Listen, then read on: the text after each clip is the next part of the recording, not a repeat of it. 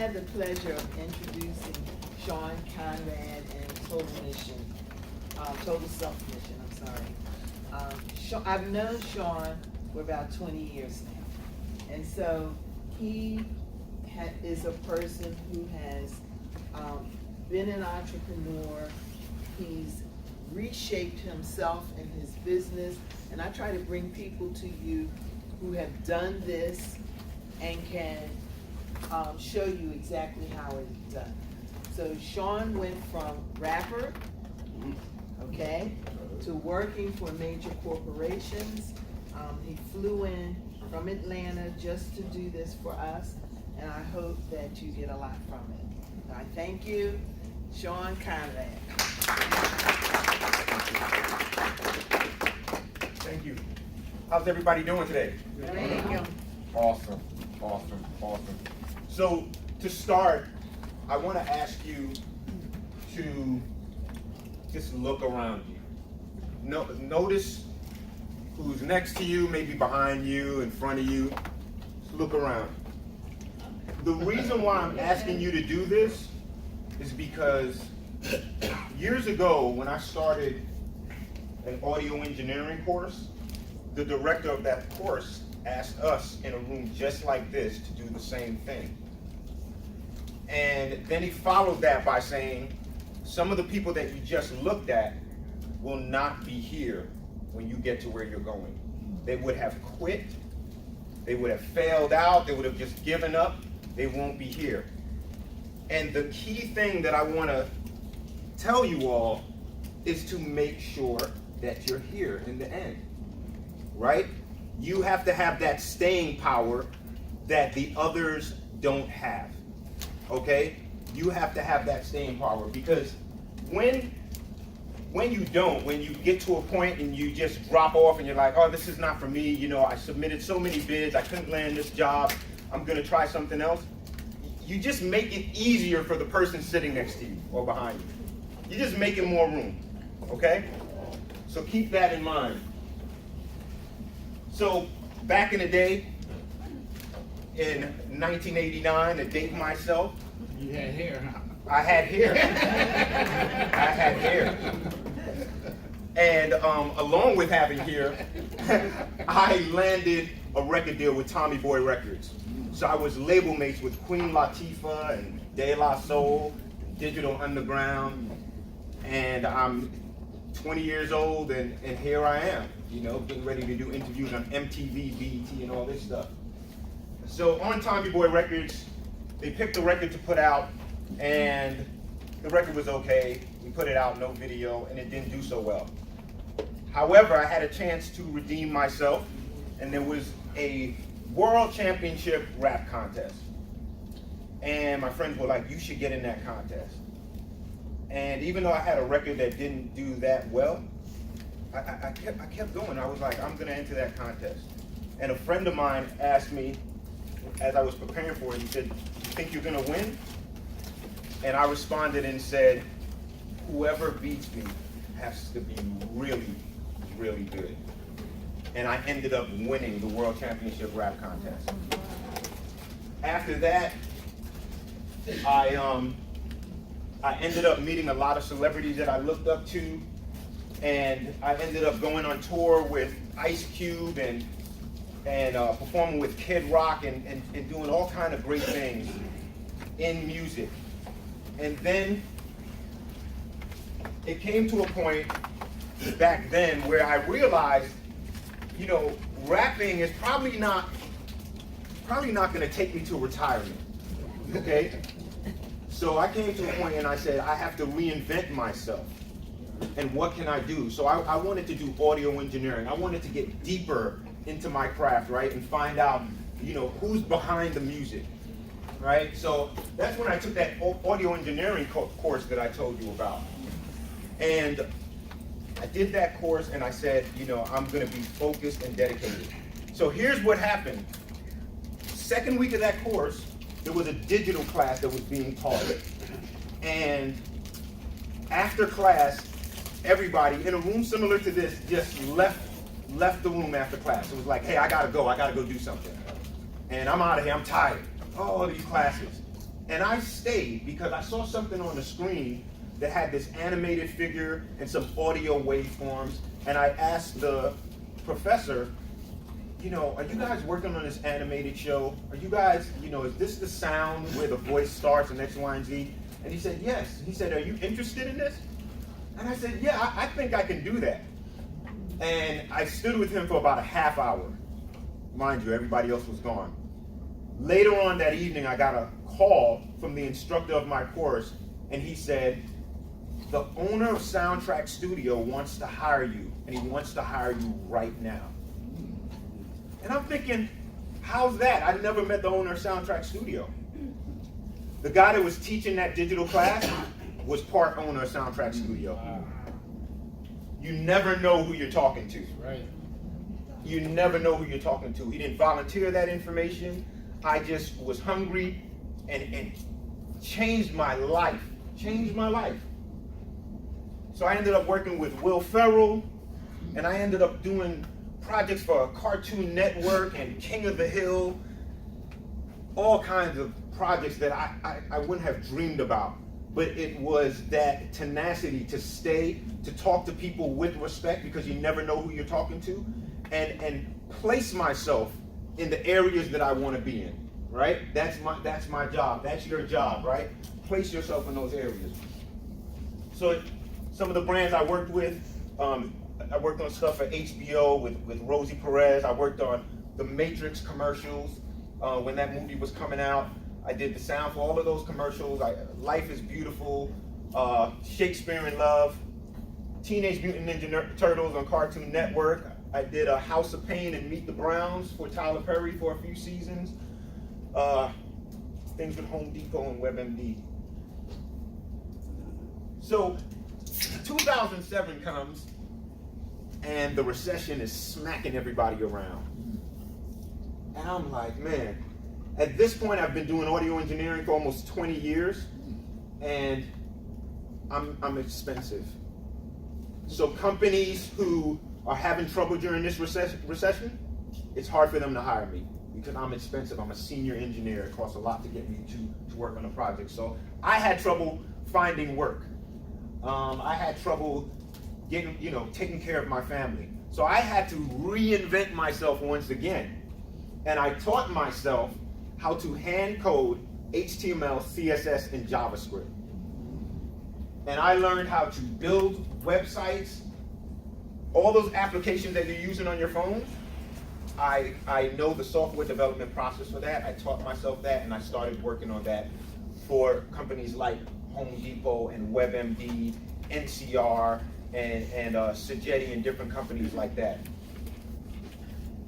So you may ask, how diverse were these environments? Something like, my company pictures look something like this. Something like that, right? And I had to find out how to be this chameleon, right? How do I make sure that if somebody finds out that I used to rap, they don't look at me in the wrong way and make all these assumptions, right? Oh, he's a rapper. No. How do I make myself a chameleon? How do I go above and beyond, right? So anybody knows what this means? Anyone? Let's take a guess what this would mean, referring to like diversity and inclusion. Covering your ASS. right. ASS, he didn't want to say the word. Right. Yeah, well, sorta. See, Right? people It's not this. It's not this guy right here, right? Not that type of covering. It's more like this, right? We're covering who we are, right? When we're working with certain clients and we get to a certain level, we kind of have to be careful, right? Because at this point, we don't want to lose the contract, and we just want things to be smooth, right? Don't think about anything else other than the work that I'm doing for you and how good my company is, right? So we start, life outside of work. We kind of don't talk about that much. What happened at Big Mama's house on Sunday, kind of don't mention that.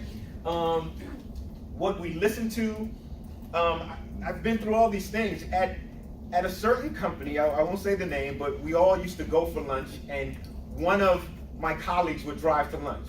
And it just so happened that on this day, it was my turn to drive to lunch. And I'm walking to the car and I realize, oh man, the station's on V103. And V103 could be going off about who knows what, right? Because, you know, who knows, right? So I'm not thinking about lunch, I'm thinking about how to get in, turn the car on, and hit another station, right, as quickly as possible, right? Because, I don't want them to, you know, judge me. So you have that, what we listen to, how do we sound, right? This is another one. I had a friend of mine, I'm talking to her, and we're hanging out, and everything's cool. My phone rings, and I answer the phone, and I'm like, hey, Dave, how you doing? I'm like, yeah, we can play racquetball Saturday. Yeah, my backhand's coming along great. And I hung up the phone. And she said, who was that? And I said, my friend Dave. Is Dave black? I said, no, he's not black. I said, he's a white guy. And she was like, that's what I thought, because I don't know who you were just now. And I was like, I sound different? She's like, yes, you sounded very different. So it's kind of funny, but it's real. It's real.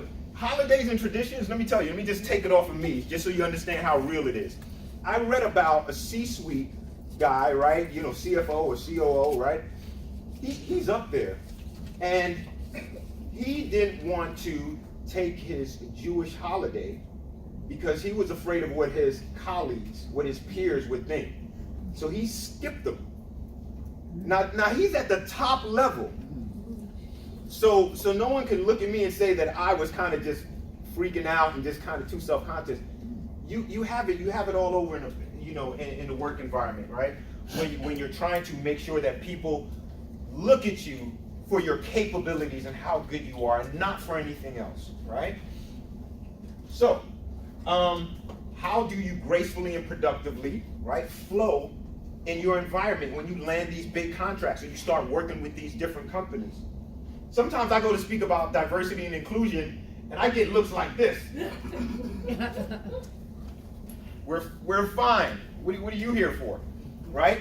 Some people are cool, they want to help me out, and some people at the top are like, we're good, we don't need this. Have you all seen this before? So there's more men named John that are CEOs of companies than they are women CEOs of big companies, Fortune 500 companies. There's more Johns. Digest that. It's almost like this, right? These guys are all named John, and those are the female CEOs, right? So we have to get this diversity and inclusion, right? And people don't want to risk their jobs, right? Because we have to feed our families. So it won't be a perfect science, needless to say, because we're dealing with unconscious bias, right? And we know we all have unconscious bias, right? For example, if you're flying on a plane and there's some turbulence, you usually hear that voice that comes on, right? The guy says, don't worry, I'll get you through this. However, if we heard her voice, would you go ahead and take a nap and be comfortable? Would you be used to that, right? We're just asking ourselves real questions. Nothing wrong with her capabilities, but people have these unconscious biases. If she said, hey, we're here, I got you, jump down, I'm gonna catch you on the trampoline.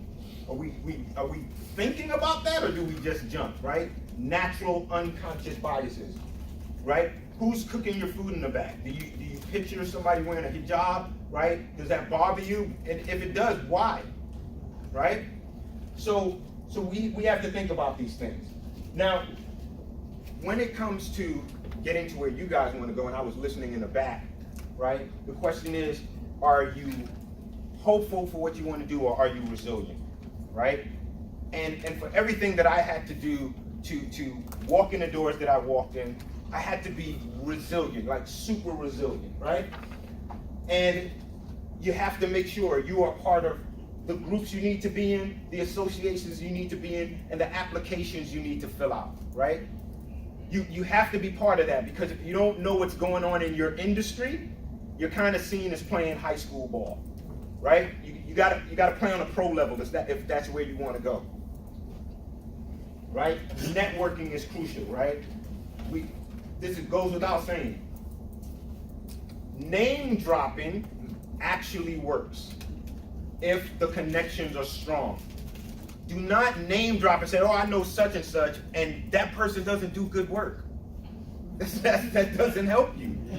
That doesn't help you. So if you have strong connections and you name drop, then the person you're talking to may say, oh, wow, I did a project with them 3 years ago. I know their work. You know them? Yep, I do. I do. Okay, well, maybe you are legit. Maybe you are legit. Okay?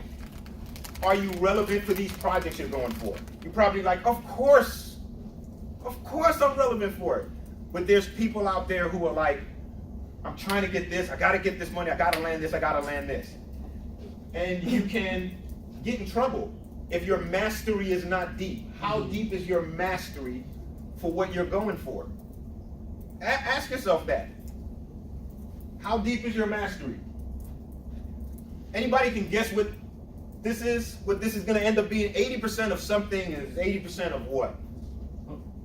Anybody ever seen anything like this before? You want to guess? You can guess. Life is 80% of what happens to you, and I mean, it's 10% of what happens to you, but 80% of how you respond. Close. Here's what I think. I think 80% of your competitors can do 80% of exactly what you can do. That's what I think. So, if this is true, then the question really is, what's your 20%? Why should I work with you? Because I can show you a bunch of people who know how to work the equipment you work. I can show you a bunch of people who know how to work the software you work, who know how to write code, write JavaScript, who know how to work in an agile environment. Why should I hire you? What is that intangible? What is that intangible? Right? How do you track your progress? Right? If we're meeting, I need to get a sense of that, right? Do you know why you're doing better this week than you did last month or last week? Or I don't know, we just happen to do better this week. I don't know. Right? You should know. How good are your proposals? Right? And what are you comparing that to? Right? And that goes back to understand you gotta play pro ball, not high school ball. Right? What are the other people doing? Right? What value do you add? Right? You might say, oh, I know exactly what I add. I put it in the application, I put it in the online thing, right? I want to do this for you. But do you articulate that value well enough? Right? Do you articulate it well enough? If I don't get it, if the company you're going for doesn't get it, but you know inside, I'm a really good person, I just can't get it out of my mouth, then you've missed. Then you've missed. So what problems do you solve? Right? You have to be really clear on articulating things like this. Right? And don't just run through these, right? Because this is the 20%. I'm talking about the 20%, right? The 80% we all can, other people can do that. That's not hard. It's the 20% that you have, right? How do you showcase work that you've done in the past? How do you do it? Do you bring your iPad? Do you invite people over to your office? Do you send out paper material? Is somebody getting a newsletter? Is it in a blog? And how good does it look when you do showcase your past work?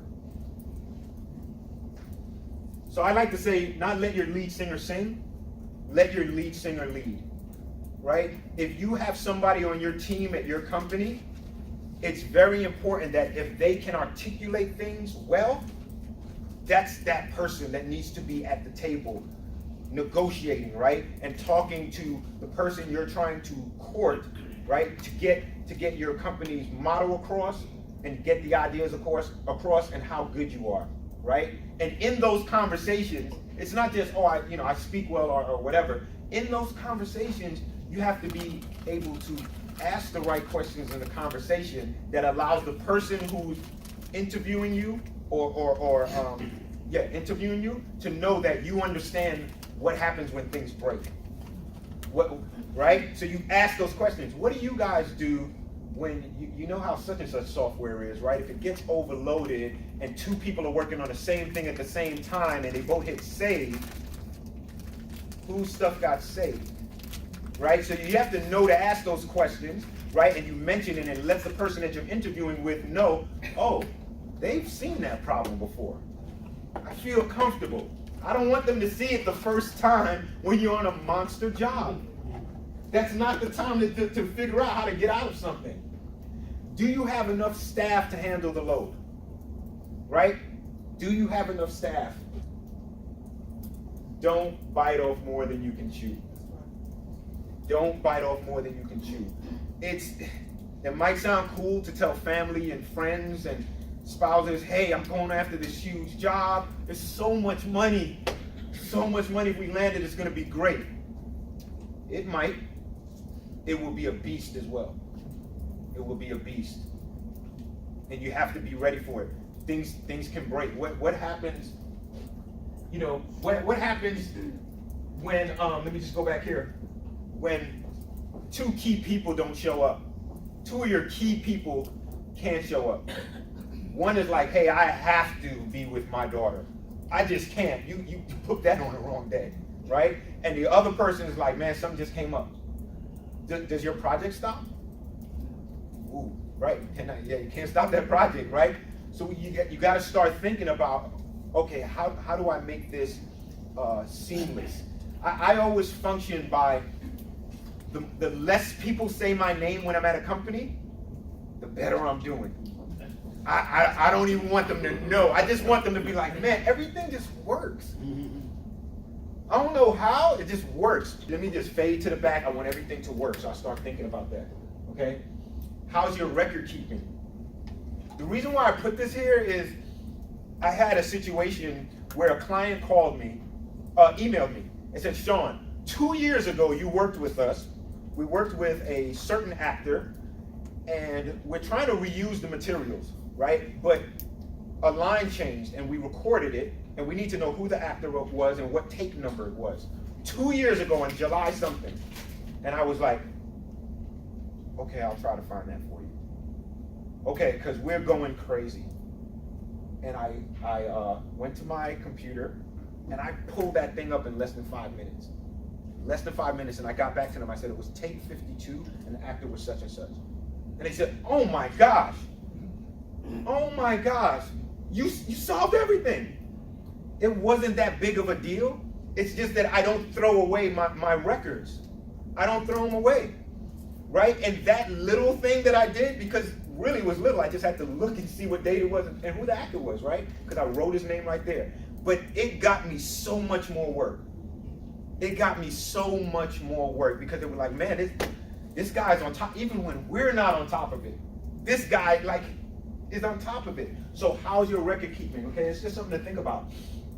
How's the maintenance of your equipment, right? If a piece of equipment goes down, do you call your client and say, hey, so today can we have the day off? What happened? Oh man, my son had to do homework, so he used my computer and right? So is that data accessible anywhere? Are your things on something like Dropbox or Google Drive so you can retrieve it at all times, even if your computer fell in the ocean, right? Think about things like that. Don't let this happen. Who knows what this is? What is it? No connection. Emergency services. Yeah, so since I'm in television, I'm going to tell you why this happened. So when you're watching a show, the show is playing from a certain deck, like a tape deck. There's supposed to be another deck that's running about 3 to 4 seconds behind this one. So when this one gives out, God forbid, this one just kicks in. So all you see on TV is a little, wow, didn't they just show that part? But everything's okay, right? When this happens, anytime you see this from now on, no, somebody's getting fired. Just okay? Just know it. Just say, hey babe, somebody getting fired. Okay? That's what's happening. So don't let this happen. You have to be prepared, okay? In whatever line of business you all are doing. Are you industry standard? Did you download some free software and you're kind of like mimicking the moves of the job you're going to be working on or you're going for? Or do you know what software platform they're working on? If you don't, find somebody who has access to it or find somebody who can give you a trial version. Get on that software, because there's nothing like being on that software so you know how it works. Oh my gosh, I can't add my thing here on this page. You need to find that out early. Find that thing out early. Don't find it out on the job, right? If you have people who are working for you, no complaining to the client, right? Because now the person that you just won this bid from is like, hey, some guy came to me and said he's waiting to get his money. Client's like, I have nothing to do with that, right? But what's more dangerous is it's saying something about how you run your company. That's more dangerous, right? So you have to make sure that you're treating your people well, right? So that they feel welcomed, valued, respected, and heard, right? Because if they're all of these things, they're motivated, right? They're motivated to do well, right? They feel like, hey, there's room here. I can become a more important person in your company, right? And I'm not gonna go to the client and say, hey man, I'm still waiting for my money.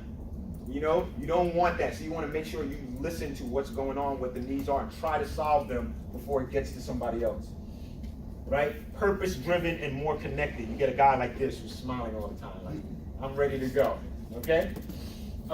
Have you all been on time for anything that you have to do? I know it's hard to be on time every time. However, if you text somebody, you're running late, and then you have a meeting 3 weeks later, and you text them you're running late, and then you have a face-to-face interview via webcam, and you're like, I'll be right there, or you sign on 7 minutes after, those don't go away. The text messages are still there, and you get known. You get kind of known for, hey, this person doesn't show up on time. So are you going to try to then tell them, I know you haven't been on time for the meetings, but I know you're going to be on time once we give you this contract. There's no way. You show me how you function, right? So you're, whatever's happening while you're courting is giving away how everything's going to be, okay? Emails and texts are not always what they seem, right? So you're emailing somebody, you're emailing your inside person, and you're like, man, you know, my hamster broke its leg, and you know, I'm trying to get it fixed because blah, blah, blah, and this and that, right? Do you know who's being blank carbon copied on that email? You probably don't. It could be a bunch of people. It could be the people at the highest levels that are blank carbon copied on that email. Same thing with text messages, right? In this day and age, people are taking screenshots of exactly what you say. And they're like, hey, this is what she said. This is what he said. He said, man, I don't feel like coming in on time today. I got something to do. I got that forever, right? So make sure when you're communicating via email, text messages, my policy is don't say too much. Say, I'll be right in. Don't say things that people can start forwarding to the rest of the company. Look at this.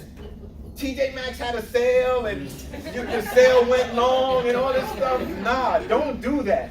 I'm on my way. I'm on my way. It's being taken care of now, right? Things like that. So when they do want to show your stuff off, well, it says he's taking care of it. Did he get taken care of? Yes, it got taken care of, right? He's still okay. All right. What do these people have in common? They're crazy rich, right? So,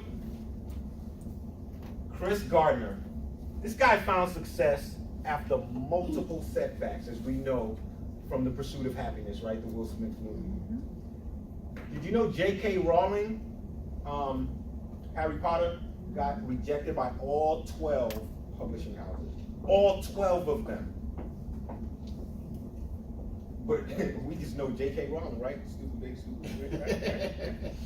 Okay? Some of these are obvious. Michael Jordan, he never made the varsity team. He went to JV, right? Still kept coming. Oprah Winfrey, success after devastating early experiences. And Robert Kiyosaki, Rich Dad, Poor Dad. This guy, his first business not only went bankrupt, his second business went bankrupt. Done, right? Right? And he was like, I'm still gonna do this. Later on in life is when he got success. 47, 50 is when he started seeing plus sign success. So remember things like this, right? Because in the beginning, I asked you to look around the room. I asked you to look around and see who's next to you. And you gotta look and say, I'm gonna be here. I don't care what that person does next to me. I'm gonna be here till the end because I'm gonna be one of these people or even better, right? So have you done all that you can? Can you ask yourself that question? Hey, I've done all I can. I filled out all the PennDOT applications and I've done this and that, X, Y, and Z. So let's do this. If you feel like you've done all that you can, your business is just rocking and you just half a step away from a contract, but you've done all that you can stay seated. If you think you can do a little bit more, can y'all stand up? If you think you can do a little more. All right, stay standing if you think you can do a little bit more for your business in some of the areas that I talked about, right? And if you can, do this with me. I must step my game up. Step my game up. One more time. I must step my game up. One more time. I must step my game up. Awesome. Awesome. Okay? So keep that in mind. Keep that in mind because you're going for the 20% that your competitors don't have, right? And it's everything that's not obvious. It's how you talk about how you solve problems. It's how you talk about how you keep your records, what you do with your equipment. In those meetings, you gotta know when to drop in nuggets. Yeah, you know, one thing I do to make sure my equipment's running well is I check our monthly check-off list and blah, blah, blah. Yeah, how's your lunch? Right? You just drop little nuggets. So that person's like, woo, okay. Okay, this person is on top of it. Drop those nuggets, right? What are the trends of the winning bids and such, right? And the losing bids, right? You gotta find a way to find that out. What's happening? Are you submitting things that have grammar problems? Are you submitting things that you gotta find out why things are not working? And until you do everything you can to make sure it's right, you gotta keep searching. Why am I not getting these bids? What's going on? What's going on? Who's speaking for us? Right? How are we showing up? Am I dressed in the wrong way? Right? Whatever it is, it needs to look like you play pro ball. If you look like you play high school ball, you can do that in the backyard. Right? What about your presence? Right? Did Cousin Bobby do your website? Bobby, you got a website up, but it's not industry standard. Your brand and your look needs to look like you're playing big ball. I can throw this together. I got my flyer. I got a whole bunch of flyers. Let's go to make some copies. Send them out. Well, I don't even need to read what's in the copy on the left. I don't need to read it. I just know that this is not for what we do, right? Whatever company it is that I work for or whoever you're trying to court, it's not on our level. We operate, you gotta be a little better about this, okay? Keep your friends closer and keep your friends closer and your enemies even closer. I like to say, keep your allies close and your competitors even closer. Is this good or bad? Anybody? Bad. That's bad? Okay. Products are made great by knowing what's bad about the others. So let me tell you something. You know when you go to Amazon and you go to shop, when you shop there, you look for all the 5-star reviews. You do the same thing for Google, right? If you're looking for a restaurant or something like that. The people who are selling on Amazon, the companies that are selling, look for this. And they click this 1-star review because the customer feedback tells them everything they need to know. Everything they need to know about a bad product, why something is not working. I called the company because my order came with missing parts, but they never called me back. Oh, we need to make sure we have a person on the phone. I called about this material. As soon as I put it together, it tore. We got to make the fabric better. We need somebody with better fabrics. This 1-star and 2-star review tells you everything you need to know to make your company function better. Keep that in mind. Look at this differently. Isn't McDonald's big enough? Would you agree that McDonald's is just big enough? Right? It is. It's pretty big, right? So this, you don't have like somebody that you walk around with and they'll be like, "What's that?" Right? It's huge. But man, even McDonald's is marketing, networking. They're trying to stay at the top of your mind. You got stuff popping up on your phone, radio commercials, television commercials. Do they need to do that to sell another burger? But they're still, even on the McDonald's level, they're still marketing, getting their social media right. Okay, SEO. If you guys have websites, are you running SEO? Are you doing pay-per-click ads? Are you targeting on Facebook? Are you running AdWords? Who's running that for you? There's so many questions to ask. McDonald's is still doing this because they're like, we're going to sell more burgers. Okay, and we have to make sure the coding's right. I mentioned this before. Okay, so I just wanted to give you some things to think about, right? That's not the 80% that we can see, right? One of those things that I mentioned is don't just look at the 5-star reviews, right? You got to look at what's bad about your competitors and make yourself great, right? So, anybody have a birthday today? Anybody had a birthday this week? Sunday. Did? Oh! Okay. All right, so we have 2 people who had a birthday, so I just would like to loosen it up. I like for people who have never worked together before to kind of do something together. So we're going to sing happy birthday to you and you, okay? And so, ready? We need their name. Okay. You're going to say both names? Yeah, what are they? Okay, what's your name? Shannon. My birthday is Sunday. Shannon, okay, and? My name is Saheed. My birthday is Sunday. All right, yeah. Shannon is Saeed. My birthday is Saturday coming up. Oh! Okay, and Evelyn. Okay, so if you got those names straight, we're going to start on the count of 3. 1, 2, 3. Happy birthday to you. Happy birthday to you. Happy birthday, dear Shannon. Happy birthday to you. Give yourselves a round of applause.